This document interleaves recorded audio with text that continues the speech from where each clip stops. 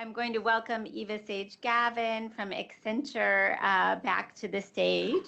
Let's see, so I'll let them take chairs so I can say, and sitting next to Eva is, towards me, is Shweta Srivastava, Director of 21st Century Employability at Microsoft. Next to Shweta is Chris Trout, Vice President of Learning and Development, the Walt Disney Company. And next to Chris is Ton-Quinlivan, CEO, Futuro Health.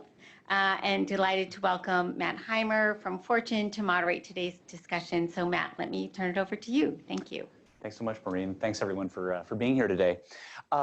This is a panel about trends in upskilling at large employers, and this is a topic that evokes a lot of passion and excitement at my not so large employer, which is Fortune magazine. We're a business journalism organization, and we have made our mission statement revolve around making business better, and we really focus on the double meaning in that better. We want to help businesses be more efficient, but we also want to help them serve a greater ethical and social good. And the reason that we're passionate about upskilling and write about it with increasing regularity is that it really fulfills both of those duties. You know, obviously it is to offer upskilling opportunities and education is an act of enlightened self-interest by any employer. It's going to help them be more nimble, more competitive, more adaptable in a very fast-changing, very technology-driven landscape. But at the same time, it's an opportunity to provide a real social good by extending greater opportunities for economic mobility, especially to those who are relatively low on the earnings ladder, but have the capacity to become higher earners and to have greater economic security. One of the panelists, when we were speaking down in the lunchroom earlier, said to me, it's ridiculous to characterize anybody as unskilled. It's really a matter of just bringing out and introducing skills that someone may not have yet. And that's really where this panel's focused. And best of all, the idea of upskilling, as I think everyone in this room knows, is adaptable and dynamic, and something that really any organization can shape to its own needs and the needs of its workforce. And the panelists that you're going to hear from today really exemplify that, really approaching the topic from all kinds of great angles. So I'm thrilled to be here. I also want to get out of the panelists' way and let them talk. So we're going to start essentially with some origin stories, a sense of what needs are driving and prompting the upskilling efforts that each of these companies are doing now. So I wanted to start with you, Eva, and ask, Accenture, it's a technology company, a knowledge company, really almost everybody in your workforce is almost certainly better educated than, say, I am. But obviously there is an upskilling need. And so the question, what really motivates Accenture to invest in more education? Well, like many of my colleagues, some of whom I've had the honor to serve at Disney, the idea of what is our ultimate service? It's to our clients. And if you think about staying ahead of your clients, they're expecting the best from us. So in 2014, we looked at that. We looked at a workforce and said, we need to be looking at all the new technology and then giving access to opportunity. The short story on that is 350,000 people have now gone through a learning pathway. We have curated it with some of the best leaders in the world, and this idea of learning boards. So this theme that we've been talking about from Ellie, and I was sharing, I was the head of HR for Gap Inc. I also work with PepsiCo with 3,500 Taco Bell franchises. No matter who you are or where you start and your humility about your own background, you can aspire. And so what we tried to do was take that aspiration from whatever your starting point is and then open up the chance to be the best you can be. Using technology for access, for virtuality, anywhere, anytime, in bite-sized pieces. But the other aspect of it is, how do you become visible with the new skills you have? Mm-hmm. So Ellie, I so enjoyed your comments, and my colleagues have so much. It's not just having them, it's then getting access to the opportunity and using technology so that you can now go to that job at Disney or at Microsoft or Futuro. And we've put 350,000 people in that position. and over 4 million instances of learning experiences. 4 million. And do those numbers include clients of Accenture's as well as Accenture's internal folks? I mean, these are platforms you're sometimes extending to companies with which you're working. Well, the 350,000 that I mentioned are our workforce, so 500,000, but it's a really great point you're making. Again, I want to cede the time to my colleagues, but we are here today, many of us, to share our best practices. And so my colleague from Microsoft will talk about, we'll often do what's a best practice for Microsoft that Accenture can accelerate, what's a best practice from Accenture that we can accelerate with Disney. And so a lot of times we look at the ecosystem, and 350,000 is just the nucleus of what you're about to hear from my friends. Well, I'm glad you teed that up with the with the ecosystem, because Shweta, your own work, as you were describing it, to me, really involves a kind of upskilling as a concept you're extending externally rather than internally. Can you tell me a little bit more about what Microsoft is doing on this front? I'm so glad you said ecosystem, because that's how we're looking at it too. So Microsoft, we have a unique challenge because Microsoft is driving digital transformation for companies, cities, governments, and especially through our cloud environment, Azure. And what that means is that we need talent that has the skill for adoption and deployment of our technologies, right? Our growth aspirations are dependent on that. And so when you look at, I'm gonna give you an example and some data here. Cloud environment driving digital transformation is one of our solution areas. Only 16% of the organizations have the skill and processes required for implementing cloud environment. World Economic Forum, 60% of the companies report that skill gaps in their local labor market prevent them from implementing their desired technologies. Then at the same time, another figure from PwC says 70% of failed digital transformations are because of lack of user adoption and change in behavior. So it's like coming full circle, right?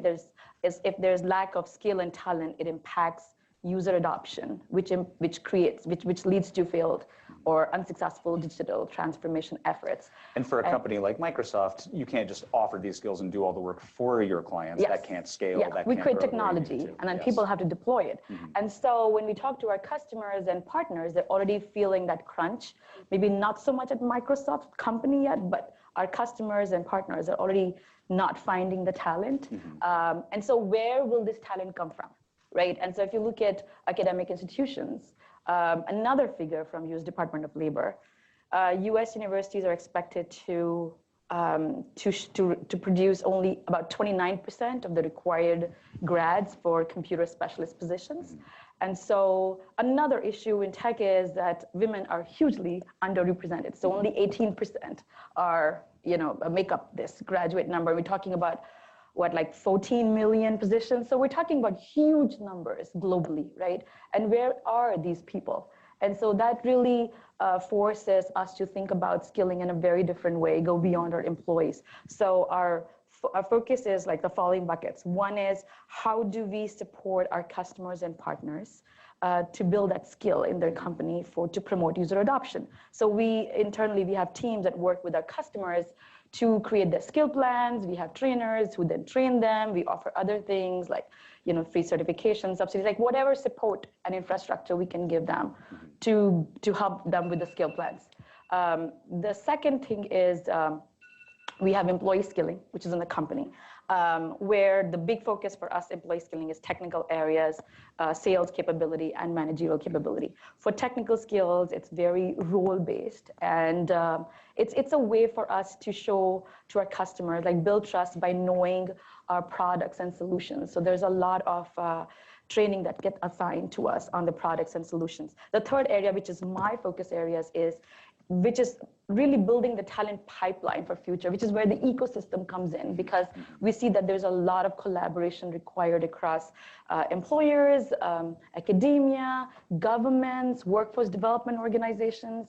And so the work we're doing there is, how do we create an engagement strategy, K through career, so K through 12, higher ed, to engage institutions, students, educators, in a bunch of ways, from content to certifications to classroom tools to creating job channels for people coming out of our technology certifications. And a really important focus for us also is how do we engage students much earlier, like, in their K through 12 journey. So they're exposed to STEM education in an interesting, inspiring way. So they pick technology as a career solution. And that on-ramp won't be as steep. Exactly, because that is probably lack of access to STEM education is probably one of the bigger reasons why we're here today. Sure. So those are like the big buckets where we are focused on thinking about upskilling. Thinking about the talent pipeline and working from your angle to develop that pipeline actually makes me think of what brings Vaughn here, also trying to develop a talent pipeline that's sort of undernourished right now. Vaughn, yours is sort of the newest of the enterprises represented here on the stage. Can you tell us a little bit about Futuro and what it aims to accomplish? Sure, happy to, Matt. But even though the organization is new, the relationships here are long time. So even Sage-Gavin and I, when I was in the private sector, in the energy sector, we're we're amongst the 5 companies that launched Skills for America with the Obama White House. And then I went to the public sector, driving the workforce mission of the largest system of higher education in the country, which is the California Community Colleges. And so we really regrew and restructured the career technical education programs there to be more responsive to employers. And so once again, here we have an industry, the healthcare industry, that in California alone is going to be short 500,000 allied health workers over the next 5 years. And so Kaiser Permanente, along with the United Healthcare Workers, which is a labor union, have come together and committed $130 million over the next 4 years to increase the number of credentialed individuals who can come out and take these allied healthcare jobs. And what is an allied healthcare job? That might be a term that's not familiar. Yes, I figured you would ask that. Thank you. All right. So imagine if you left this room in your Uber and you got into a car accident. Now, God forbid that would happen. Imagine all those individuals touching you who would be providing healthcare. So from the emergency medical technician that drives the ambulance to you, to checking the people who check you in at the hospital, to taking your stats and your vitals and your blood, right? Everybody who takes care of you until you exit the hospital, they're all, minus the doctors, they are all allied healthcare professionals. And they're mostly trained through what we call middle skill credential. More than a high school degree, but lower than a 4-year degree, so sub-baccalaureate. Industry Valley credential, certificates, associate's degrees programs. So there's a wealth of these jobs that are in the 48K to 85K range, so they're good jobs. And what they suffer from is that they're largely invisible.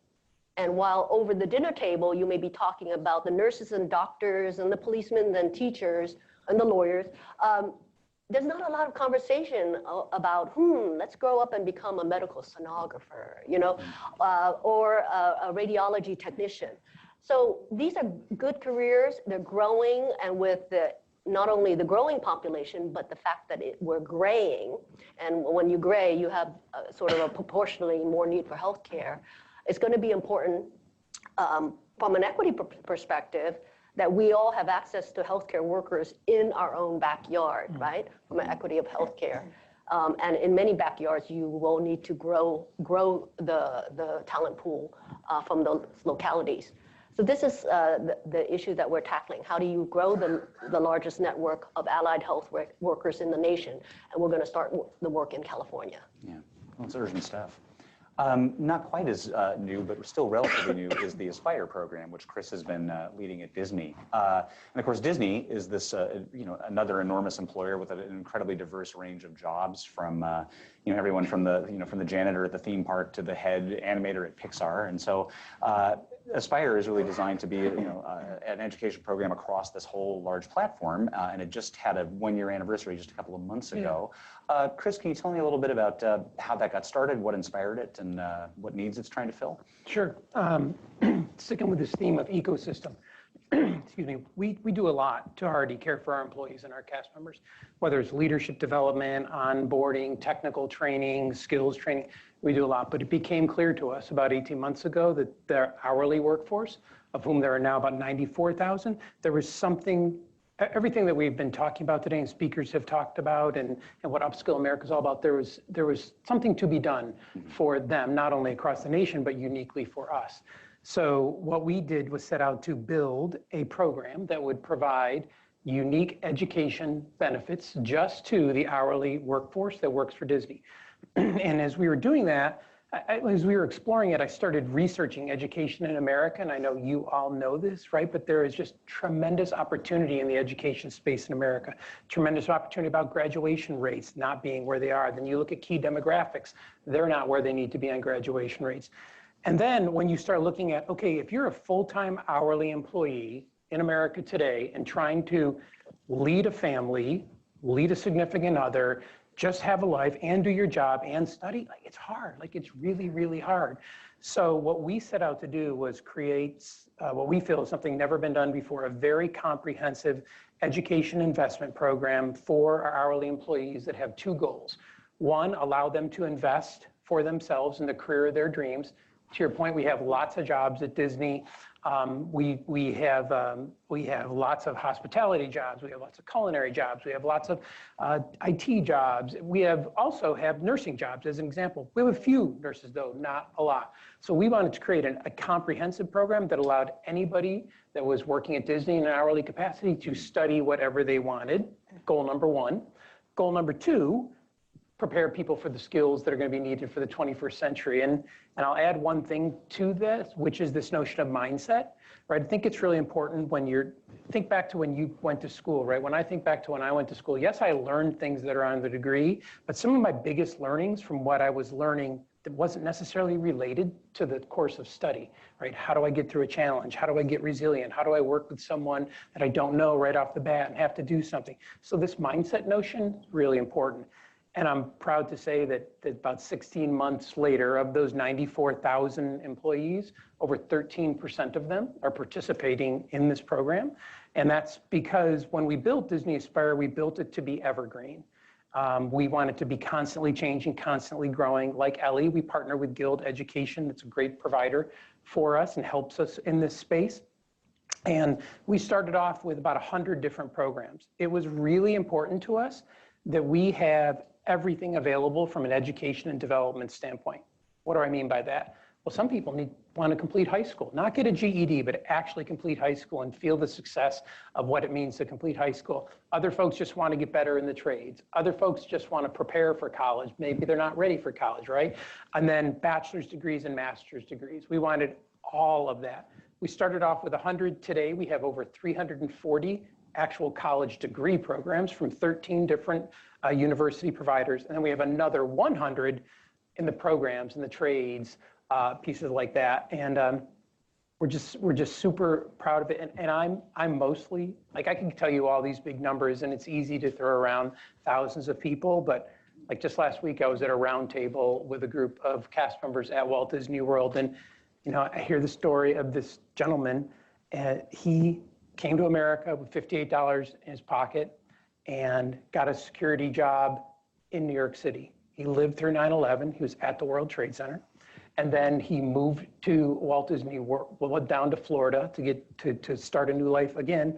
And he never had a college degree. And today he's going and getting a college degree in criminology not because he needs it anymore. He goes, but I want that satisfaction. I want that for my life. And those are the stories that give me goosebumps and get me fired up to do it. The numbers are great, but I'm a big believer that you work this one at a time, and by working it one at a time, bigger things come. You talked about some, as you pointed out, you got some great uptake. The numbers are really good so far. I'd love to get a chance to talk with everybody about what are the benchmarks by which they're measuring success. What are some areas where you're really seeing measurable progress, and maybe what are also some other areas where you're, where you'd like to be further along than you've already gone. And Vaughn, since you're in a newer situation, I'd love to hear about the benchmarks you're aiming for. But I'll start with the folks who've had some programs up and running for a while. I mean, so you talked about strong uptake, Chris. Where are some areas where you'd like to see the needles move a little further, or areas where things didn't work as well as you expected? Just some areas where you're seeing some learnings and room for improvement. Let me start with, if I could, some things that we weren't necessarily looking for, but are now seeing. Sure. So by that I mean, if we look at engagement of our employees, we constantly measure engagement. Engagement of not only participating employees, but eligible employees and just employees at large has gone up double digits. Engagement with all their work. Engagement with all their work. And so it's not just limited to, right, so the term employee engagement, right, the degree to which you at work feel not only that you're giving of what's required for the job, but you're giving discretionary effort. You're putting in more than is expected, and you're not doing it because you have to, you're doing it because you want to, right? So employee engagement up by double digits. Another measure of success for us, the company is supporting me for my future development, up by double digits. And then interestingly, a question like around the company cares about my well-being, up as well.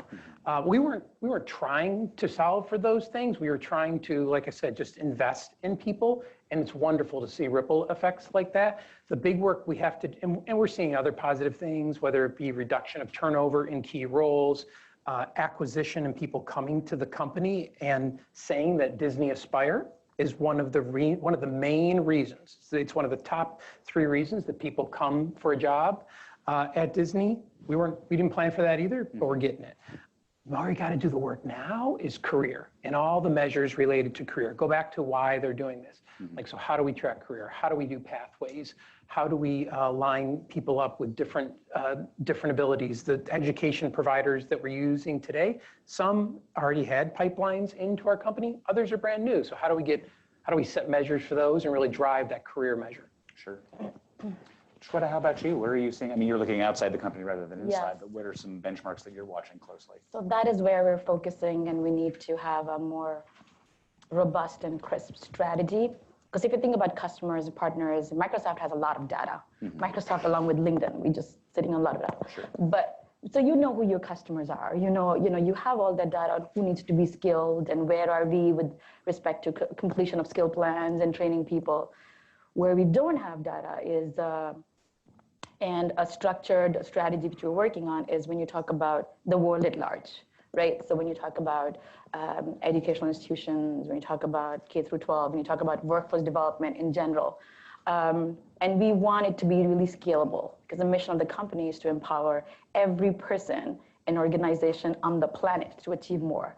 And that was the aha moment when I joined Microsoft. Scale means anybody on the planet should be able to use it.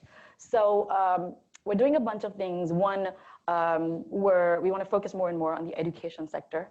And we've been present in that, but there's been like different teams working on that. So we've got a bunch of different offerings. And how do we pull it all together to have a front door with a very clear strategy, very crisp messaging for the audience, a very connected experience, not different for different audience across this journey, but like a very robust career path, learning path for different career pathways, kind of ending in our certifications and having an expertise and preference for technology. And then how do we create job and employment opportunities? So like an end-to-end strategy is what we're working on. And then on the workforce development side, scale is really important to us, especially with these developing areas like AI specialists, and there's not enough clarity on what those skills mean. So a few partnerships that we recently got involved in. So we have one partnership with General Assembly to train 15,000 people on AI skills over the next 3 years. Then there's Open Classroom for another 1,000 people over 3 years. There's Springboard, another 3,000, and these are global, right? So we're reaching different sets of audiences.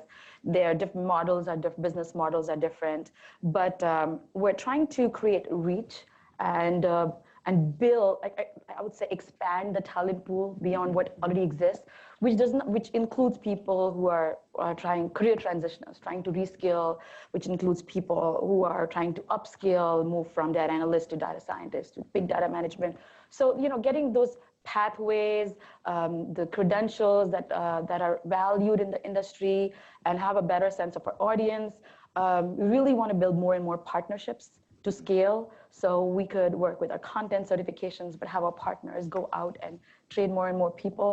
That's what we're after, and it's a mammoth effort when you talk about, then you think about the numbers, and then there's an inclusion aspect of it, because being a technology company, you know, you hear the leaders talk a lot about automation is driving a lot of this disruption. So it feels like we also have an obligation towards the society, because you know, one of the things that we saw recently in a McKinsey report, I know I throw a lot of data, but that's what we see all day. But by 2030, we're expecting about 375 million people will change their job categories because of the disruption caused by digital transformation, AI, machine learning, all of this automation. And so how do we play a part in getting people to have the skills that's required for sustainable employment opportunities in the 21st century? So those are a big focus area where we feel there's a lot that needs to be done, and through partnerships and a scalable offer for these different stakeholders and audience groups. Sure, and it has to mobilize a lot of people outside of the private sector too, I think, probably to reach that. Yes, that's the ecosystem part of it. Yes, exactly. The pathway issue, I know, Eva, I know we got to speak a little bit earlier, and you were talking about trying to build clearer pathways and stronger pathways and more inclusive pathways. You know, what are some of the benchmarks you're watching to see how well that's working, and where do you see areas that need improvement? Well, building off this idea, there's two words that we think about, and it's the phrase you've been hearing, inclusive growth. Think about it just for a second on the numbers we've been sharing, but first graders that are going to be entering in the next 5 years will end up in roles we can't even imagine today. So these big meta themes about resiliency, lifelong learning, access to opportunity, you know, we talk about 75 million jobs being impacted by technology and 130 million new ones. What are those talent pools that might be under-accessed? And one of the great equalizers about technology, and this is what we do all day, is you can actually see people for full skill sets. So we've been using great examples, but just let's do a really practical example. To the extent that you enter a program, and let's say it's on artificial intelligence, and you actually are taking experiential learning with any background, maybe you stop at the basic level, maybe you go to mastery, and maybe through this democratization of learning, you go to expert. Well, I'm now looking to fill my team to serve a client need. I can go out using technology to say, you know, who are all the people out of 500,000 that are expert? It doesn't matter what their zip code is, if they're male or female or anything else. And I'm really pleased to show you the facts of that. Accenture has committed to be 50% female by 2025. Let me say that again. Yes, across the organization, 50%. But let me say something even more powerful. Today in Davos, Julie Sweet is our Chief Executive Officer. You know what she did on her first day, September 1st of this year? She published her learning boards of how she went from a legal career and an expert as a securities attorney into Accenture, and how she learned over the last 10 years running a huge part of our business and earned the right through continuous learning. And so those actions speak louder than words. Sure. Atina, our head of artificial intelligence, is a woman. I lead a multi-billion-dollar client-facing practice. I think you can tell that I'm passionate about that. So, you know, back to, I started in technology in the 80s as one of the first females in technology through Xerox Corporation. Back then, it was a wide open field. If we get narrow and say it has to be a computer science degree from these 10 institutions, I'm going to be out there saying, here's 100 other places to go that my friends and I have identified. I've worked for presidents with no college degree. Retail is a great equalizer, that are extraordinary, and they will learn for the rest of their lives. So inclusive growth, let's go places that other people aren't. Let's use technology to get people to be seen for all they have to offer, and let's not exclude anyone just because they didn't go through XYZ as a path to get there. That's a great Can I lesson. just add to that, because I think it's so important, inclusive growth. I think the other thing to think about beyond just upskilling, like what are the other talent models, right, that allow for these people to get more experience and come into the mainstream. As an example, Microsoft has a partnership with Upwork. So to engage them in different projects, and so it's a partnership, legally validated and everything. So it's a single sign-on for us. It's really easy. But so as I work with these freelancers, they're all over the globe. They've taken, like if I work with them on Microsoft-related projects, they've taken these certifications from self-paced courses on Microsoft Learn and taken the certification, and then they're there. They're sometimes in cities and countries where there are not a lot of jobs, and they're taking care of their parents. And I mean, the point is that they have the skill to do the job, and that's all that should matter. So if we can't hire them full-time, there's so many other opportunities, but are we open to them? And there's an organization, Summersource, they were, I'm sure you know about them, they train refugees on technical skills, and then you can give work to them, right? And so there's so many different ways to give them experience that would bring them into the mainstream careers, and at the same time solving your talent shortage needs. So I guess today it's about continuous learning and always keeping, I think, our minds open to the possibilities. Yeah, absolutely. And I'd be terrible if I didn't mention that partnering together, we've reached 3 million people, 600,000 in the US through Skills to Succeed. Knowledge is access, it's opportunity, it's resiliency, it's hope. Absolutely. And so a lot of us spend our time, we have Workday here as well, just transferring that knowledge into the community so they know where to go, and then how do they become visible as a gig economy or a liquid economy worker in the way that they can be. Absolutely. I'm seeing a parallel opportunity. I mean, there's so much growth in technology. There's also so much growth in healthcare because of exactly the trends that you were talking about earlier, Vaughn, and the graying of the community. But I can also see a similarity in that sense of, as you were saying, no one sits around their kitchen table and says, oh, I really want to be a medical stenographer. There may be a talent pool out there that is fully qualified to do these very good jobs that are in allied health, but they don't necessarily know it. They might be intimidated by the thought that those jobs are only available to someone with a medical degree.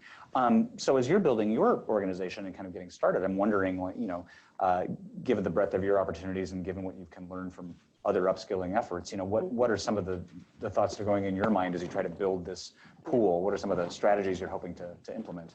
So healthcare is highly credentialed as an industry. And so if you can imagine, if you have no credentials, no interview, no job, right? I mean, so where you put these pathways and who comes into these pathways will be really important. So we have an operational goal to get to 10,000 new credentialed workers for Futuro Health. And when I say that, part of the inclusive growth is opening up the pipeline, right, to communities that normally wouldn't access it. So as part of our rollout this year, we're going to be working with United Healthcare workers who had done a good job enrolling communities into the ACA for health insurance, and they want to get on the community, take word out about these good jobs. And especially we want to find about 1,500 individuals who are Spanish speakers, because again, health workers ought to be reflective of the communities they serve, and 28% of California is Spanish speaking, right? So how do we get into the community, transition folks who are, maybe are Spanish native, but need a little bit more work on the English part in order to have them eligible to get onto these pathways. And then of course, mirror a lot of the experience that Walmart laid out in their program, and with a particular emphasis on not only getting the credential for the technical skills, but also in healthcare, the soft skills, the employability skills are particularly important. So working on those two sets of skills before they land and transition them into employment.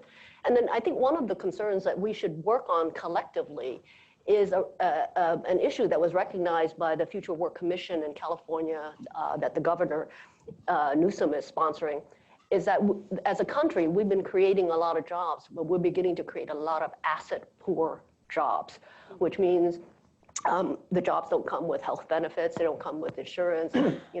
As compared to my father-in-law who worked with Boeing for 35 years, Boeing gave him education and training, they gave him, they rotated him around, he had insurance, he had all those assets accompanying employment. We're creating a lot of work that is asset poor.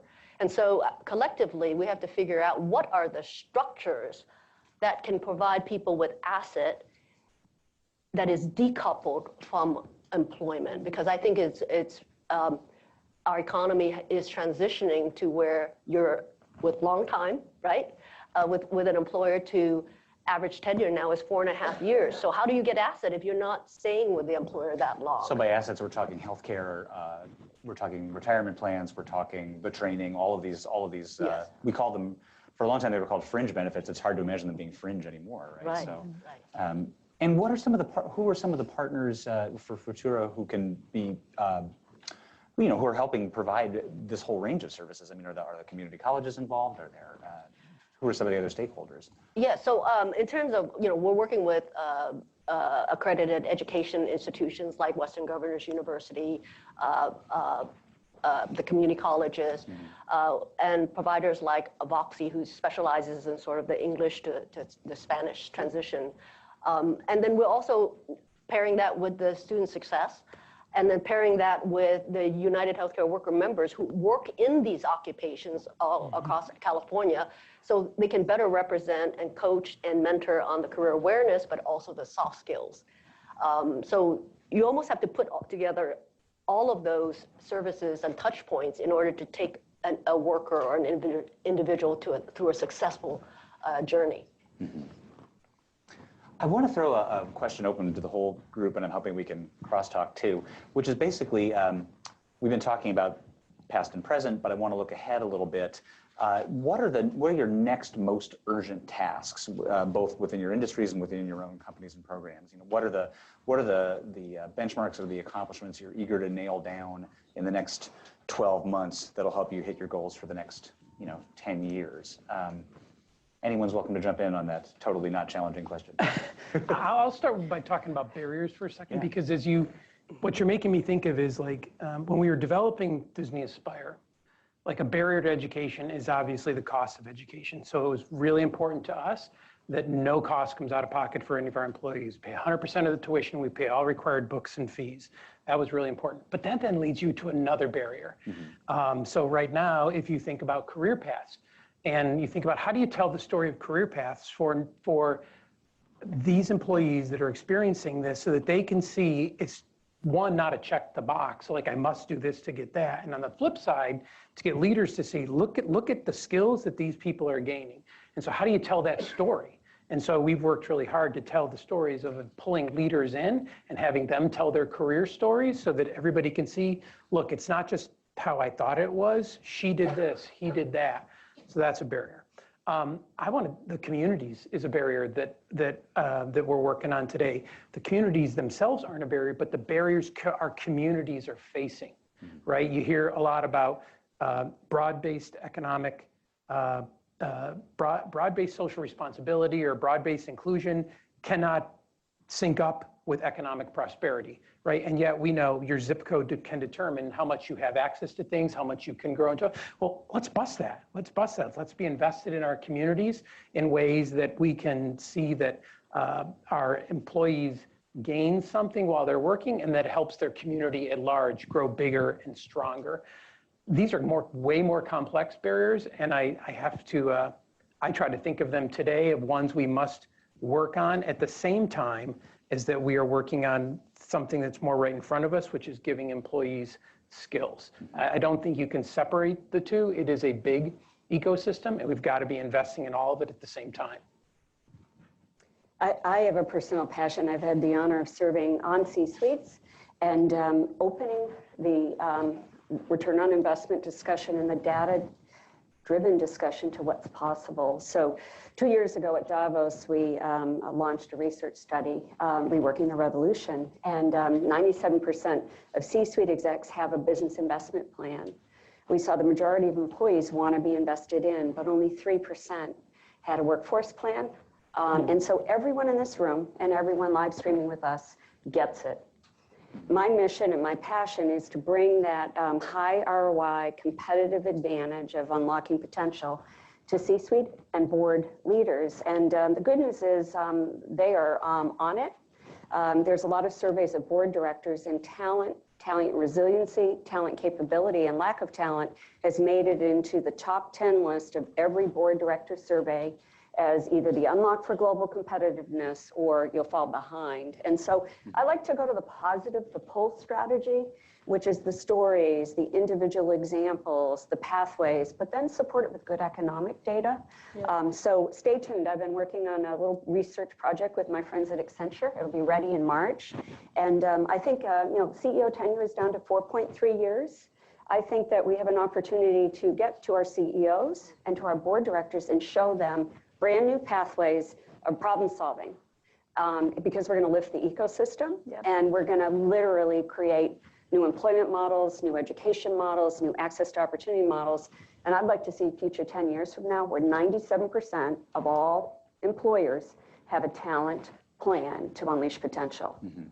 I like that a lot. And I hope, if I can editorialize a little bit, I hope to see that that talent plan doesn't necessarily focus just on competing for the talent at the top end of the spear that designs the hot product. In other words, it's not just a competition for the best educated top of the ladder talent. It's a competition all the way down. Absolutely. Ecosystem. And it's exciting to hear about initiatives coming across the other way. It's interesting, 4.3 years CEO tenure, 4.5 years at a company now for rank and file. So see, we have more in common than we think. But this is, please go ahead. So I know we're going to be focused on the bread and butter and setting up those pathways and the mechanics of the pathway. But like when we're thinking ahead, really what's happening is a lot of our public policies and structures have been set up for a day when it was education and training was a one-time inoculation. Get it up front, get it early, get as high as possible, and hey, that carries you.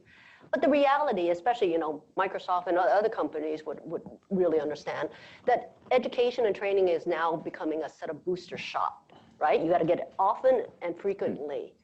But the question is, who pays? This goes back to this question. If the public system is highly strained with financial aid debt load just going, off the chart, then there's not enough money. Many people will say, well, it's the employers who should pay. But if you're not staying with the employers for more than 4.5 years, then it comes back to you as an individual to pay. And again, I would say that the structures that we have in existence today are inadequate to pace with the economy that is to come. So when I was with the National Governors Association discussion, we were talking about, we have the 401k where companies can pay into it and it's portable with you over your lifetime. Why can't we have a 529C, a continuous learning account where companies can pay, but it goes with you? So this is this idea of portability of assets. How do you build asset even if you're not staying with an employer very long? And so I think it's a good time for experimentation for the entire country. We've got to rethink all of these structures so that we as individuals can actually pace and keep up our skills. Just to that point, if I could, I think the whole definition of developing your workforce or the workforce is changing and has to change even further, right? And how we measure investment in the workforce, and we don't just link it to not only the job today, but even a career with an employer. How do you go bigger than that? And how do we just continue to push on what it means to truly develop a workforce? Because where we are today is not where we're going to be 7 years from now, and we better be doing different things. And is that more urgent to have those sort of credentials that are transferable from employer to employer and maybe even from profession to profession? Does that become even more important if you're, say, making a middle class or working class income? Because presumably we've all had senior posts at our employers, and so another employer will take a chance on us having a certain skill set. But if someone has a sort of maybe more generic job title, is it harder? Do you need some kind of universally accepted credential to make it easier for other employers to see, oh, this person has the skills that I need? Whether it would be a credential in sort of a certain kind of coding or AI expertise, or a credential in a medical field or a management field. I mean, should there be more focus on credentials that are short of a college degree, well short of a college degree in terms of expense and effort, but that a worker can still carry with them as one of these assets that's portable? Is that something that you're encountering in your work? Open to the table. So portability is very important, but the stackability is equally important. Yeah. So, I mean, if you think of what is happening in our economy right now, so like if you, the Ubers and the Lyfts of the world, it's really, the algorithms are matching us with work, right? So who else does that? Well, right now it's the middle manager. So if you extrapolate it into the future, is it true that, could it be true that the algorithm is going to be our middle manager? In that case, the algorithm can only read data.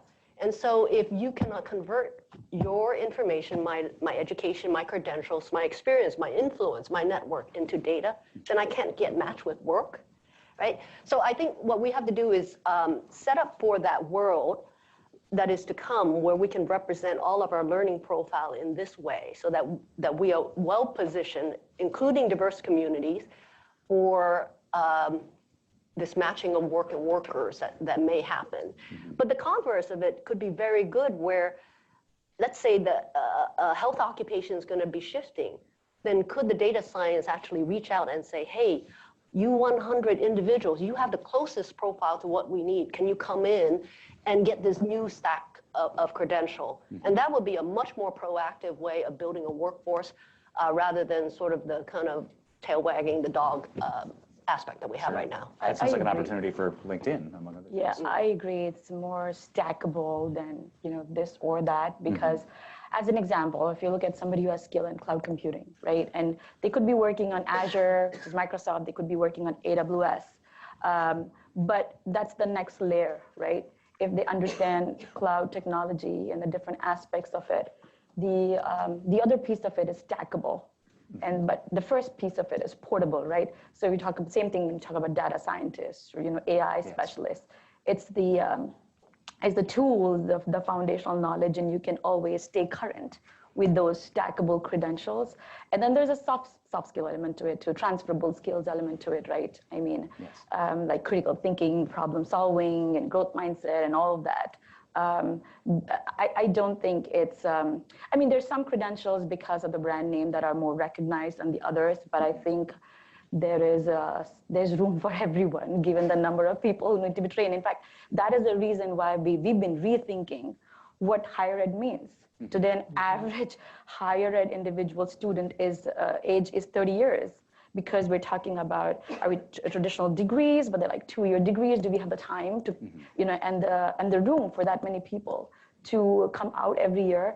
And then we have coding camps, we have Coursera, Udacity, we have Microsoft and AWS having self-paced programs and certifications. There are just so many options. So I think it boils down to the certification plus the demonstrable experiences that you can go to the employer with. I'd add 2 words, visibility, and this whole idea about gamification and currency. Some of us have heard about Top Coder, Hacker Rank, but imagine we were all in an ecosystem, right? We have very diverse employers with over 100 years experience on the stage, and we were able to access 1 billion records. My colleague in the audience, Carrie from Workday, and I volunteered our time to sponsor Hacking This Problem with a group called Unreasonable Future. And so some of the data scientists who are working across industry are saying, you know, none of us were born to do this job. 25 years ago for you, more than that for me. We learned along the way how to do it. So this idea of we're actually taking these 1 billion records in one of the groups we're working with and saying, so what would someone have to do to deconstruct Vaughn's learning path? And then who are people that look like Vaughn that with investment could actually be a CEO? It's incredible. And we now have that through our partnership. I'm waving at my friend Carrie for those who are watching the live stream, where we are running that data science. So a lot of times I'll come into a client and they'll say, here's my problem. I have this many engineers retiring in 36 months. There's a 29% pipeline and I'm in crisis. And we get to open up these data pathways to say, well, we're not going to depend on just this channel. We're going to bring all our partners in. We're going to use technology to find 100 new options. By the way, they happen to be inclusive options. And they may be, you know, looking at what we call logical skill adjacencies with an investment. So one of the big things we're seeing happen is people investing for potential, not just investing for that technical one thing you did, because sometimes as recruiters, what we thought we hired for in a store leader wasn't what we got. We're using artificial intelligence now to actually go experience in virtual reality and augmented reality. How do you lead a team? What are your scores? What's your digital footprint of your skills base? And can I put that on blockchain so I now can carry those assets for the rest of my life? And if I don't ace the test, maybe I get another try. Keep trying. Or, you know, maybe we say, you know, we were talking about maybe you go to this learning pathway. We'd love to have you reapply or look at it again. Or maybe, you know what, you're actually better suited for this job. Let's send you over there. And what we call it undiscovered talent pools. I didn't know I was qualified to be a coder or a medical stenographer because my artificial intelligence flags send me there. It's so exciting. Just two things on this point. I think there's something to be said for, as a company, when you say to your employees, either explicitly that I believe in you, I believe in your future. And Bradley, anybody can do this, right? If you're a small business owner, if you're a small, big, how often do you say to your employees, what you're doing is helping our business grow? What you're doing is helping our clients be successful. And then say, and how I've seen you grow and change is this. All of us can do that day in and day out. When we do it at scale at big companies, the soft skills, the human skills, if you do any of the research about where things are going in the future, they're going to be just as important, perhaps more important than the technical skills. That does something for people. That opens up pathways. That gives people, think back of your own career, think back to mine. There's skills that I'm proud of, but more than anything else, you think back like, wow, when she said that to me, it really made a difference, and that propelled me. So I think that's huge for employers to say that and be transparent and be open. Now, on the technical side of things, because that helps employees make leaps of faith, right? That helps employees go somewhere that they might not go otherwise. Then on the technical side of things, we have another program called Code Rosie, where we are intentionally investing in the development of female engineers in the STEM field, and being intentional about saying, by the way, the only people that can come into this are female individuals who aren't involved in technology but want to get involved in technology. Sure. Right? And then just they dive in, and they can play with it and learn, make mistakes, and then eventually, you know, choose to be successful, choose to leave, to your point about portability, or choose to stay. Yeah. A lot of great stuff to go with. We're going to throw the floor open to questions from the audience fairly soon. Before we do, and I also want to remind anyone who's watching us in the live stream that they can send questions to us by tweet with the hashtag Upskilling. Sorry, make sure I got that right. Yes, hashtag Upskilling. Before we do that, I have one sort of speed round question for each of the panelists, and I'm really looking for maybe a 2-sentence answer from each, so forgive me for that artificiality. But the question is, if an employer were to come to you and say, I want to get my own upskilling program going, what is the one piece of advice you would give to them? And I'll start with you, Vaughn. I'd say plug into the ecosystem. Don't start from scratch. Nice. Make it a personal mission. Very nice. I would say make it very transparent, share information on what jobs are important, what's the career path and prospects.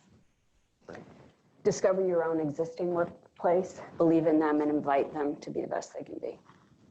Thank you very much, and thank you all so much for such great insights throughout. Now is the time for group Q&A.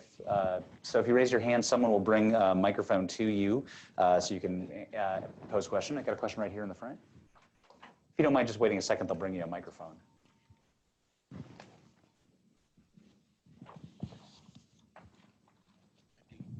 Thank you, panel. Excellent discussion.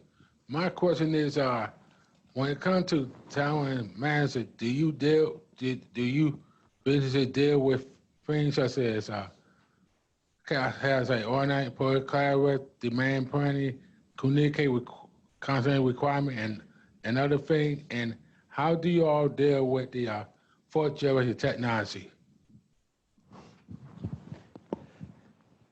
I want to make sure I'm understanding your question correctly, that you want to have a better sense of what the content requirements are for a job applicant?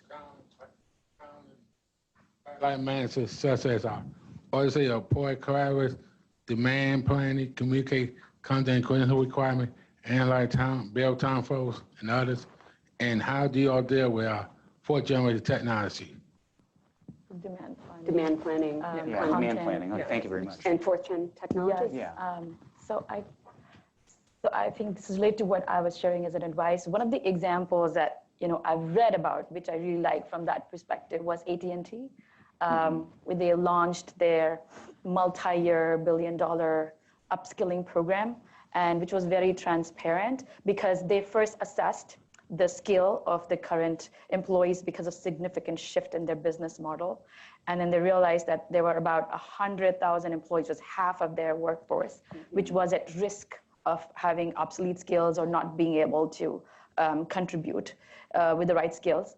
And so one thing they did was something called career intelligence. Let's just kind of recall the details. Their portal gave very clear information on which jobs are likely to shrink, which jobs are likely to grow, what are the training paths, what kind of earning potential you have with these. So the key was they were very, very transparent, and then aligning it with the, the learning paths. But I think what can be added to that is things like, if you can show some videos and what these jobs are like, because I think it's really important to create that pull for the employees. You cannot force people to go and get trained, but it's this intrinsic motivation. So I think that really helped gauge the interest because people were applying for those learning paths, and they have like a multi-year strategy to train about 100,000 people over 3 to 5 years. It was a very dedicated strategy, starting from creating awareness to a training plan to assessment of where we are on the strategy with number of people enrolling for each of these programs. Yeah, and they're well into it now at AT&T, I believe. Yeah. A question in here with the turtleneck, close to the aisle, actually. And I'll come back to you in a second.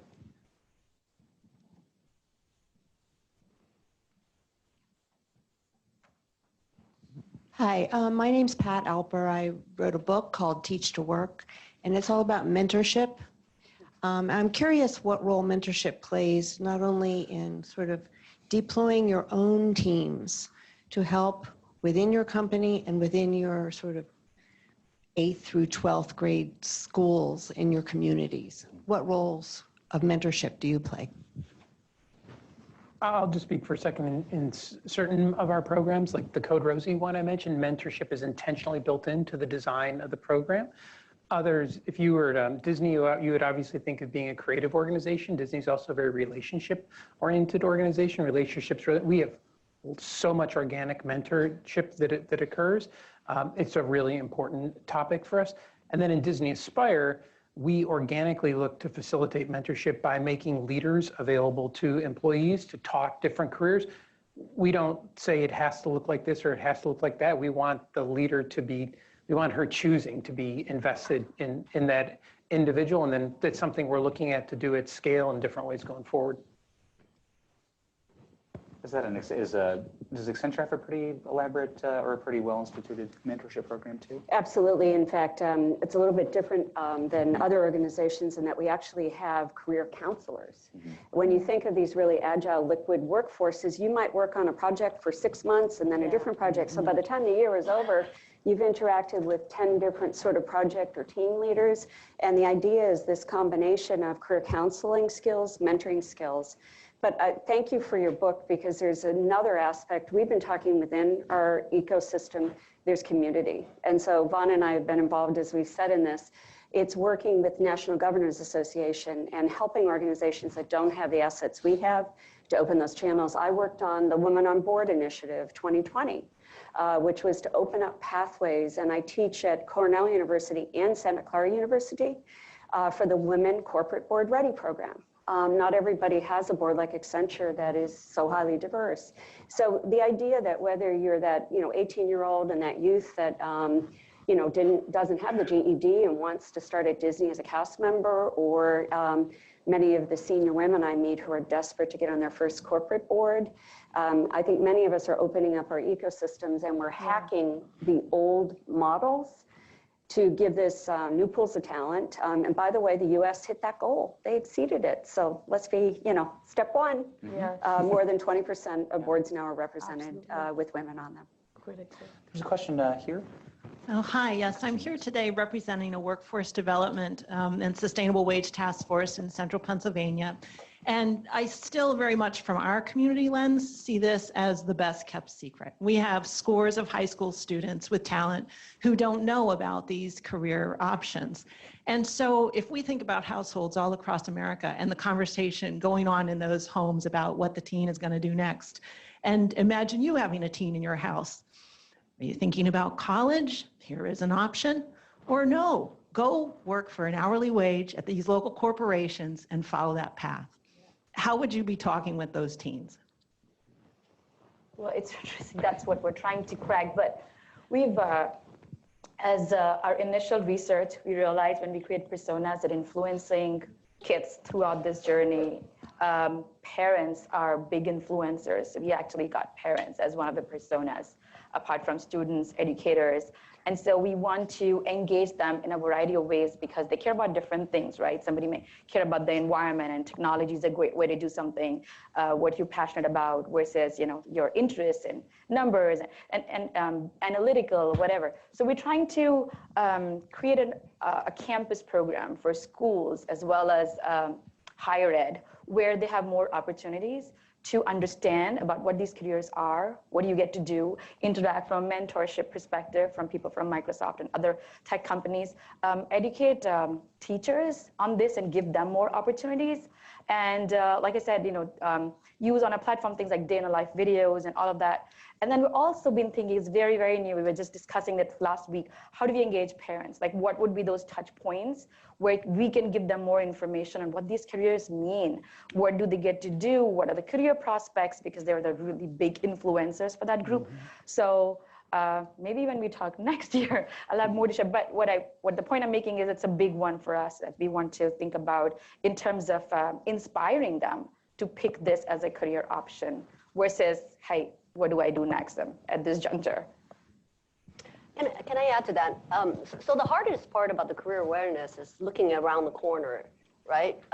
Especially for the youth. And so even if you look at healthcare, for example, the big trend is that healthcare is going to move out of the hospital into the home. So maybe now, the jobs now, for example, medical assistants or a licensed vocational nurse, that's more of the care of the patient, right? But when it starts to move out to the home, all of a sudden, you now have to learn how to use sensors and fix like batteries out of apps, you know, like things that is technology integration with the team that is centralized, with the doctor team that is centralized. So now all of a sudden you have IT skills combined with your normal healthcare patient skills.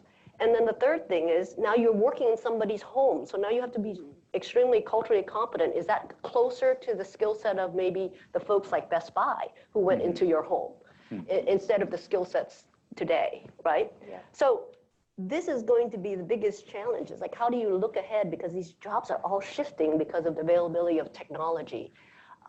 And so the best thing we can do is just begin to look around the corner and make some guesses in terms of the types of skill sets that are more valued versus less valued, and beginning to make sure that the digital literacy, for example, is always there, right? As well as some of the traditional things in workforce development. There's a question over here, and I'll come back to the side of the room. Hi, my name is Nikki, and I'm with the U.S. Chamber of Commerce Foundation.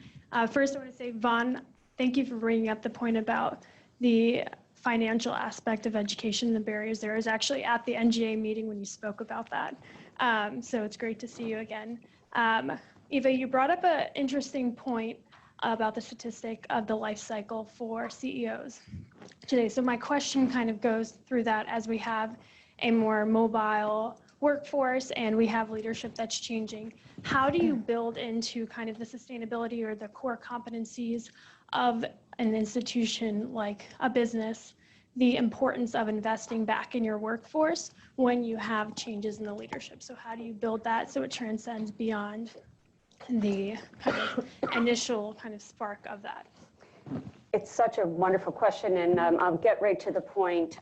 Metrics, visibility, transparency, and authenticity matter. And you've been hearing the dialogue around us. I mentioned board directors now have it, many in their top 10, many in their top 3.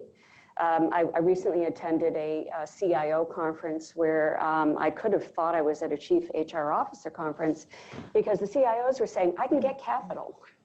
I can't get the talent to fill the rare jobs, and I'm not achieving the diversity goals. And so what a lot of people are pursuing is more of a stakeholder scorecard than a shareholder scorecard. And you're hearing a lot about that, but I get to partner with amazing CEOs who are saying, whether they're leading Walmart or they're leading Accenture, or they're leading Disney, that everybody goes home at night and speaks to the people that matter to them. And they either said they had a good day or they didn't have a good day. And most of us are the duality of employees and consumers and influencers, and now it goes on social media. Yes. So this idea of balanced scorecards, full stakeholders, and if I can just get one more idea to answer your question that I'm working on, I'm really excited about. What is the scorecard of a responsible business that actually looks at the humans, right? And it's not you're diverse or you're successful.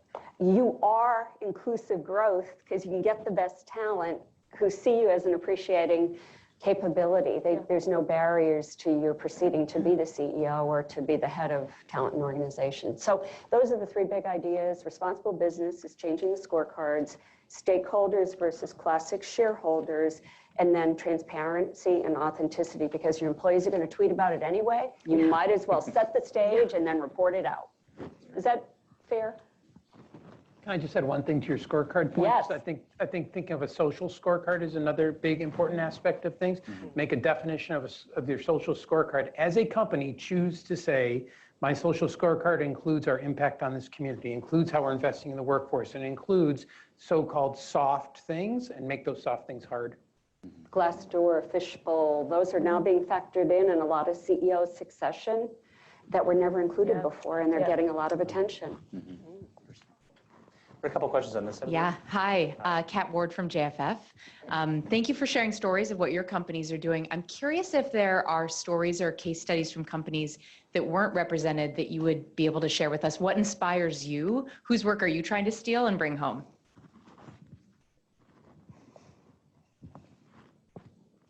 I can offer 35, but I don't want to dominate.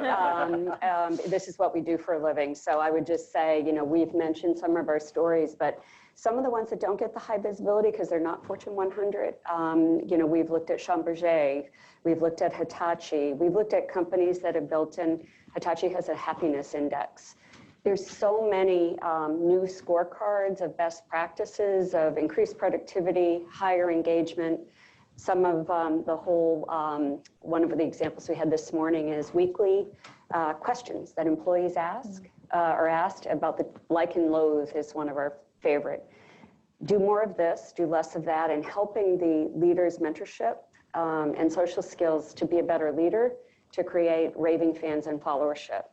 Those are some of the things, but in all seriousness, this is what we try to do, and that's why, our association with Aspen, we haven't mentioned this, but Jamie and Maureen take anything we give them and they megaphone it out. The UpSkill playbook that was produced years ago and funded by Walmart is just one small example. I don't want to put anyone on the spot, but you have 5 years of collected case studies I think we could share with those who want to learn these new ways. Is that fair, Maureen? I don't want to put you and Jamie on the spot. But... Oh, fantastic. I had a question way in the back, and then I'm going to come back over to the front. Thank you. Meg O'Grady, Crosby Marketing Communications. Back in 2011, I actually led a team that built the Military Spouse Employment Partnership, of which Disney, Accenture, and Microsoft are part of, and Walmart was actually a founding member. So clearly you have a lot of the right people in the room.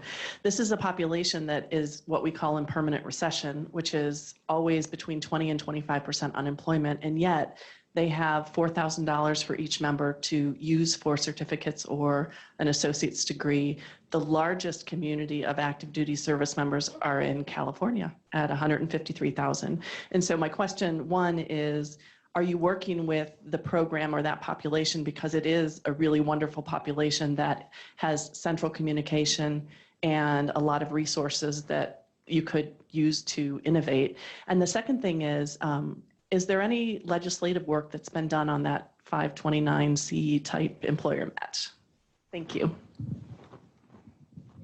We do we do a lot of work in the veteran space at Disney, not only from just an inclusive standpoint, but from a career pathing standpoint. And it's a big intentional focus of ours to get both veterans and families of veterans to think about incredible career paths. And many of them come into us in different ways. A lot come in security, but a lot come into other roles and want to have a second career in something that they didn't have before, whether it be in Florida or in California. So a lot of intentional effort in that space for us. Yes, I'm aware of that effort that happens in Microsoft too, but it's just a different team, so I can't speak for them. But I do know that there is a lot of effort using our certifications and content to upskill and reskill veterans, returning moms. They've identified certain segments that they work with, and that is their focus, including getting grants and a lot of other things that they're doing. So yes. And on the 529C, I'm looking at Chamber of Commerce. I'm hoping someone will pick up on the idea and prototype it. Yes. A question here in the front. Hello, my name is James Jean-Claude. I'm the CEO of the Binary Bootcamp, which is a tech training academy. And my question is for, I hope I pronounced her name correctly, Shweta. Yes. You mentioned that Microsoft is focusing very strongly on Azure. And I am always interested in emerging technologies. I'm also the DC ambassador for Hashgraph, which is the evolution of blockchain technology. But I've read in some articles that Microsoft was also starting to emphasize Rust. And I was thinking about maybe offering Rust as part of our curriculum. But then I've started reading articles that Microsoft has a Project Verona where they're going to kind of tweak with Rust and make your own custom version of Rust. And so I wanted to know if that's accurate, and if so, should we hold off on developing a Rust curriculum or wait till you finish Project Verona? So we're focusing on Azure because Azure is our cloud environment, and most of our trainings and content is focused now on Microsoft technology. I do not have the information, unfortunately, to answer your question, but we can connect offline and I'll be able to connect you with the right team, because that's the advantage of working with such a large organization. It's there are different teams working on each of these things, so happy to connect with you offline. Thank you. Yeah. Question here. Hi, I'm Rachel Caprillion. I currently work with McDonald's Corporation, and I'm lucky to be here with Lisa Schumacher, who runs our Archways to Opportunity program, which has tens of thousands of people who participated in it. And our students are rather all over the map with the kind of education that they seek. So this is Ellie referenced the Walmart cohorts of people working together in certain skill sets. You ran a number of hugest community college network. What is the best way to acquire these skills, particularly in the era of all this online education? And as you also referenced, students that are working full-time, that are parents and that only have so much time, and how do they even fit that into their schedules? So do you talk about skills in general, or are there specific skills, or is your question more curriculum design? Curriculum design, how they acquire them and how they can go to the next level with all these different methods and programs. So the question is focusing on curriculum design. Thank you. And I think, sorry, just because you didn't have the mic. So, and I think one real common theme is that the flexibility to meet the workers where they are is that seems to be something across the board that you're each drilling in your own way. I'll just say this to us, convenience was a major important factor from a research standpoint of working adults and how did they get access to education. So all the advances in online we knew from the beginning was going to be really important to us. What we've added to that from a social aspect of how do we connect people together. So the general manager at the Contemporary Resort in Orlando, that's the one the monorail goes through, just to give you a picture, she created a study hall.